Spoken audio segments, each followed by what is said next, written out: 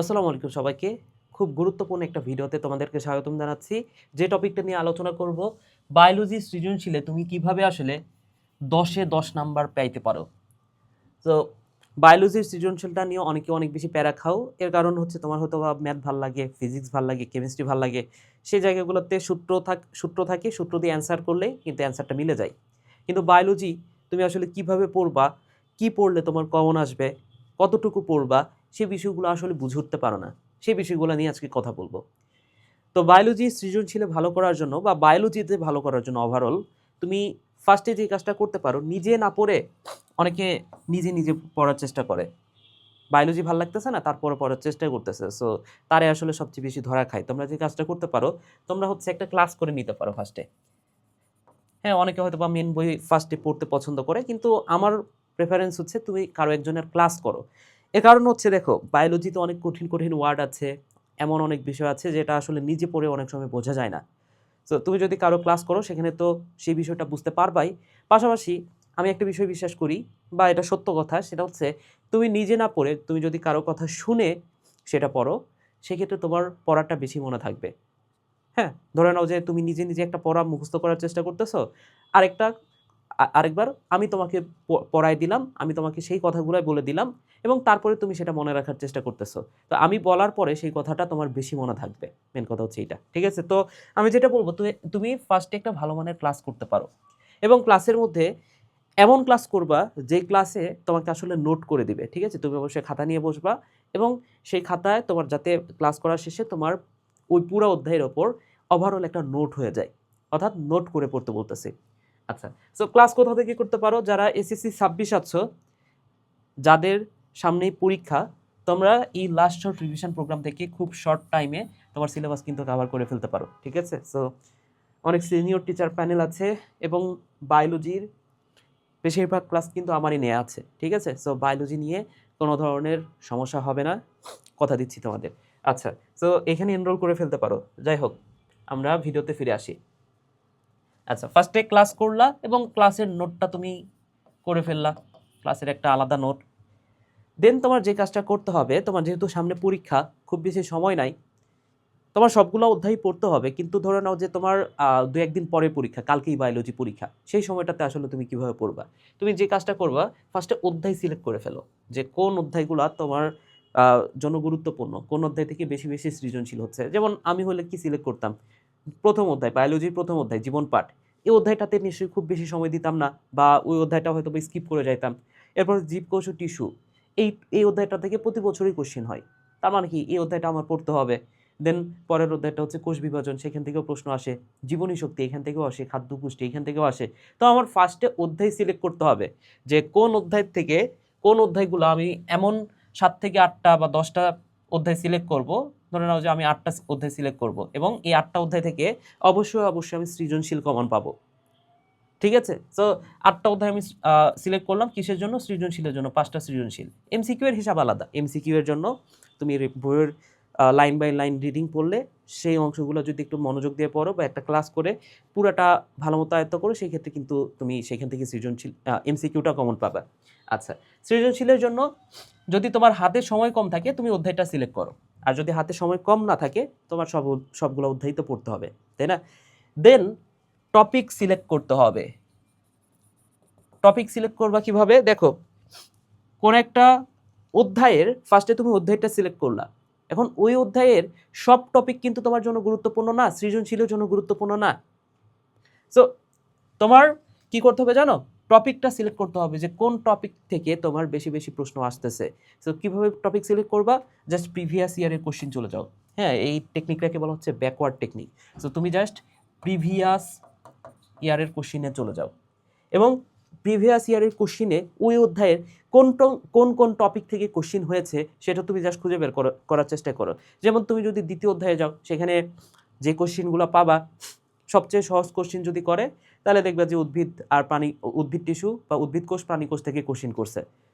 এরপরে তুমি ওই অধ্যায়ে যদি আরও যাও, তুমি দেখবে যে মাইটোকন্ড্রিয়া থেকে কোশ্চিন হচ্ছে, প্লাস্টিড থেকে কোশ্চিন হচ্ছে, এছাড়াও কোষ প্রাচীর, কোষ ঝিল্লি, এই জায়গাগুলো থেকে কোশ্চিন হচ্ছে। হ্যাঁ, আরও কিছু ২-১ টা অঙ্গাণু আছে, যে অঙ্গাণুগুলা থেকে প্রশ্ন হয়। এছাড়াও প্রাণী টিস্যু, উদ্ভিদ টিস্যু। হ্যাঁ, ওই যে প্রকারভেদ আছে না, প্রাণী টিস্যুর প্রকারভেদ, উদ্ভিদ টিস্যুর প্রকারভেদ, এই জায়গাগুলোতে বারবার কোশ্চিন হয়। তো ওই টপিকগুলা তুমি জাস্ট বইয়ে দাগায় ফেলো। হ্যাঁ, তোমার বই, মেন বই যেটা, মেন বইয়ে তুমি দাগায় ফেলো, মেন বইয়ে তুমি দাগায় ফেলো। ওই টপিকগুলো তোমার জন্য গুরুত্বপূর্ণ সৃজনশীলের জন্য।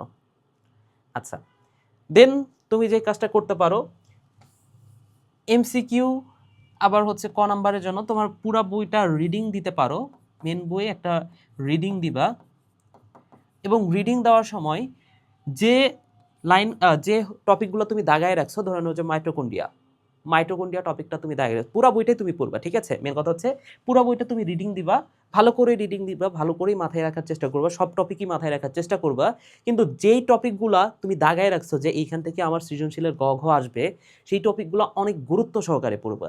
তো তুমি যে কাজটা করবা, মেন বইয়ের যে টপিকটা, যেমন মাইটোকন্ড্রিয়া, হ্যাঁ, প্লাস্টিড, এই দুটা টপিক থেকে তোমার প্রশ্ন হচ্ছে। তো এই দুইটা টপিক যখন পড়বা, তখন তুমি এক্সট্রা একটা মনোযোগ দিয়ে পড়ার চেষ্টা করবা যে এই টপিকগুলো থেকে কি টাইপের কোশ্চেন হচ্ছে, আমার কোন কোন জিনিস মাথায় রাখতে হবে। তো আমি তোমাকে খুব সহজ একটা টেকনিক বলে দিই। তুমি একটা খাতা নিবা, খাতার মধ্যে যে নোট করছো না, ক্লাসের যে নোট করছো না, এই নোটে তো ওই টপিকগুলো আছেই, ঠিক আছে? তুমি ওই নোটের পাশাপাশি আরও একটা কাজ করতে পারো। ধরে নাও যে তুমি মাইটোকন্ড্রিয়া পড়তেছো বা প্লাস্টিড পড়তেছো, সো মাইটোকন্ড্রিয়া সম্পর্কে তুমি জাস্ট কিওয়ার্ডগুলো লিখো। এই টেকনিকটা আমি ইউজ করতাম, এই টেকনিকটার নাম হচ্ছে কিওয়ার্ড টেকনিক্স, ঠিক আছে? সো মাইটোকন্ড্রিয়া থেকে মাইটোকন্ড্রিয়া ধরে নাও যে 10 লাইন লেখা আছে, এই 10 লাইন থেকে সবচেয়ে গুরুত্বপূর্ণ, কি বলবো, সবচেয়ে গুরুত্বপূর্ণ ওয়ার্ডগুলো সিলেক্ট করো। যেমন মাইটোকন্ড্রিয়া থেকে সবচেয়ে গুরুত্বপূর্ণ ওয়ার্ড কোনটা? মাইটোকন্ড্রিয়া থেকে সবচেয়ে গুরুত্বপূর্ণ ওয়ার্ড হচ্ছে এটা পাওয়ার হাউস, শক্তি উৎপন্ন করে, ঠিক আছে, অর্থাৎ শক্তি তৈরি করে।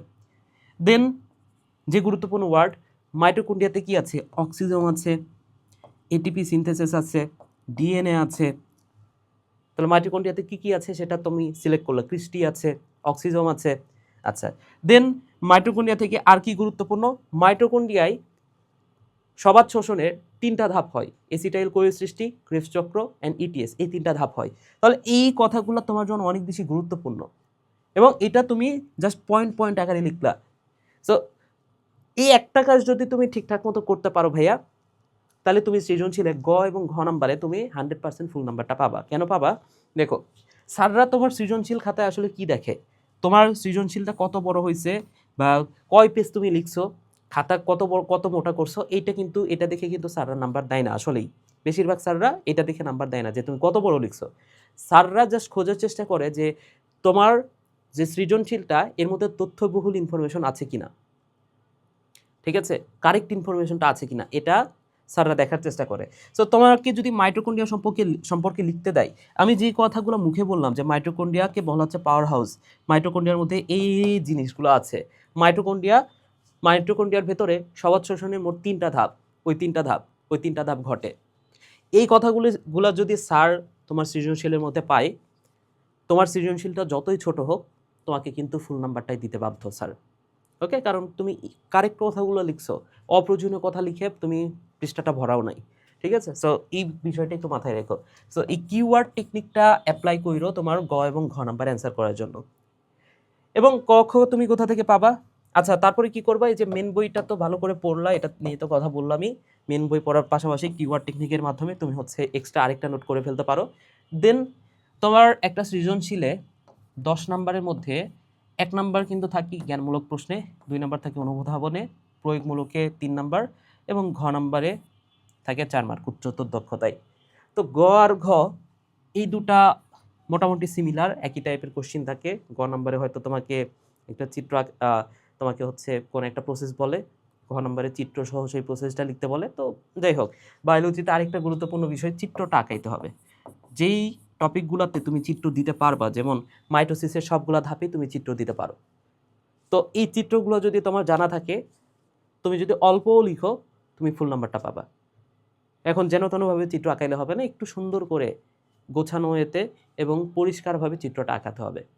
তো যে যে চিত্র তোমার দরকার, সেই চিত্রগুলা তুমি অবশ্যই পরীক্ষার খাতায় আঁকাবা। এবং তুমি যদি চাও যে ভাইয়া আমি তোমার জন্য একটা চিত্রের ভিডিও দিই, সেটা কিন্তু কমেন্ট করে জানাইতে পারো, ঠিক আছে? চিত্রের ভিডিও চাইলে কমেন্ট করে জানাও।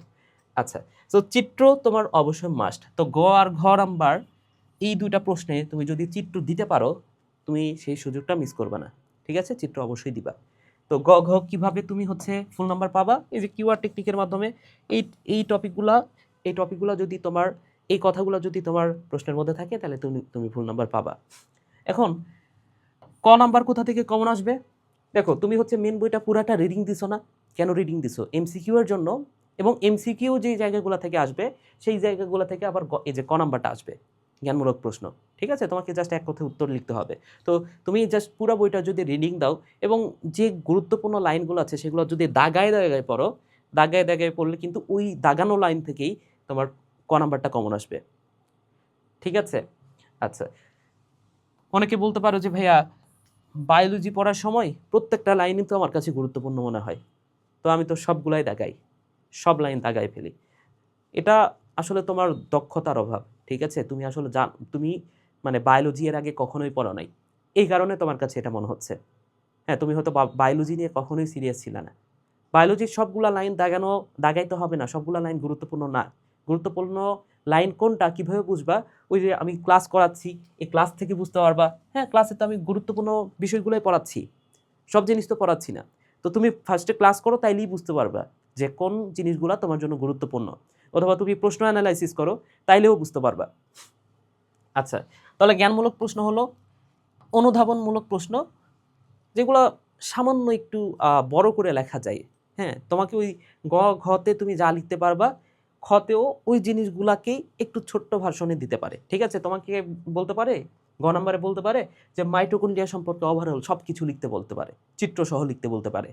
কিন্তু খ নাম্বারে অনুধাবনমূলকে তোমাকে বলতে পারে যে মাইটোকন্ড্রিয়ার গঠনে কী কী অংশ আছে সেটা লিখো। তার মাইটোকন্ড্রিয়ার গঠনে এই জিনিসগুলো আছে, শেষ। ঠিক আছে, এখন ক আর খ নম্বরের জন্য আমি যে সিম্পলি যে কাজটা করতাম ভাইয়া, হ্যাঁ, ক আর খ নম্বরের জন্য আমি সিম্পলি যে কাজটা করতাম, তোমার যে কোনো হাতে যদি টেস্ট পেপার থাকে বা গাইড থাকে, গাইডে দেখবা যে ক আর খ নাম্বার এই দুটা জিনিস আলাদা করা আছে। হ্যাঁ, আমরা না গ আর ঘ কোনোভাবে বানায় বুনে লিখতে পারি, কিন্তু সবচেয়ে বেশি প্যারা খাই কোথায়? তুমিও নিশ্চয়ই খাও, আমি খাইতাম। সেটা হচ্ছে ক আর খ নাম্বারে। সো কেন প্যারা খাও? কারণ হচ্ছে গ আর ঘ তুমি বানায় লিখতে পারো, ক আর খ তুমি যদি অ্যাকুরেট না লিখো তোমাকে নাম্বার দিবে না। এবং যেহেতু ওই লেখাটা ছোট, স্যাররা সহজেই ভুলটা ধরতে পারে। আচ্ছা, তো আমি যে কাজটা করতাম, যে কোনো একটা গাইডের এই ক আর খ নাম্বার কিন্তু প্রত্যেকটা অধ্যায় আলাদাভাবে কিন্তু একটা প্যারা করে লেখা থাকতো। ঠিক আছে, 10টা 15টা করে ক নাম্বার, 10টা খ নাম্বার, এভাবে কিন্তু দেয়া থাকতো। তো আমি যে কাজটা করতাম, জাস্ট ওই অধ্যায়টা পড়ার পরে, মেন বইটা পড়ার পরে আমার তো সব কিছু জানাই আছে, আমি জাস্ট ক আর খ নাম্বারটা পড়ে নিতাম। ঠিক আছে, সত্য কথা, আমি গ আর ঘ এটা কখনোই স্টেট পেপার থেকে মানে মুখস্থ করি নাই। আমি মেন বইটা পড়ে পড়ে যে কিওয়ার্ড টেকনিকের মাধ্যমে এইভাবে আমি সব কিছু সলভ করছি। এবং এসএসসিতে বায়োলজিতে খুবই খারাপ অবস্থা থাকা সত্ত্বেও আমি মোটামুটি একটু নাম্বার পাইছি। ঠিক আছে, মানে মোটামুটি ভালোই নাম্বার পাইছি এসএসসিতে। ঠিক আছে, তো যাই হোক, তুমি যে কাজটা করতে পারো, গাইডের ওই ক আর খ নাম্বার প্রশ্নগুলা তোমার কাছে যদি সে টাইপের গাইড না থাকে, তোমার ফ্রেন্ডের আছে, সেই অংশটা কপি করে নাও জাস্ট। ঠিক আছে, ক আর খ তুমি সেইখান থেকে কাভার করো, তাহলে ইনশাল্লাহ হবে। প্রত্যেকটা অধ্যায় থেকে ক নাম্বার কয়টা আসতে পারে? সর্বোচ্চ 10টা জায়গা থেকে ক নাম্বার দিতে পারে। খ নাম্বারও ঠিক সেম, কয়টা জায়গা থেকে আর প্রশ্ন করবে? 10টা টপিক থেকে করতে পারে। 10টা 20টা টপিক প্রত্যেকটা অধ্যায় থেকে তুমি হচ্ছে আলাদা করে ফেলো এবং ওইটা তুমি ক আর খ হিসেবে পড়বা। ঠিক আছে, তাইলে ক আর খ তোমার জন্য কমন আসবে। ঠিক আছে ভাইয়া, তাহলে এই স্টেপগুলো যদি ফলো করো বা এইভাবে যদি তুমি পড়ালেখা করো, তাহলে আসলে তুমি সৃজনশীলে 10-এ 10 নাম্বার পাবা। ঠিক আছে, সো সৃজনশীল কিভাবে লিখতে হয়, তুমি যদি আরও ডিটেল ভিডিও চাও, তুমি যদি চাও যে আমি তোমাদেরকে আসলে লিখেই দেখাই কিভাবে কোন স্টেপগুলো ফলো করে লিখলে তুমি আসলে ফুল নাম্বারটাই পাবা, তুমি কিন্তু কমেন্ট করে জানাতে পারো। তো ভিডিওটা এখানে শেষ করছি। ভালো লাগলে একটা লাইক দিও ভিডিওতে। সবাই ভালো থাকো, সুস্থ থাকো, টাটা।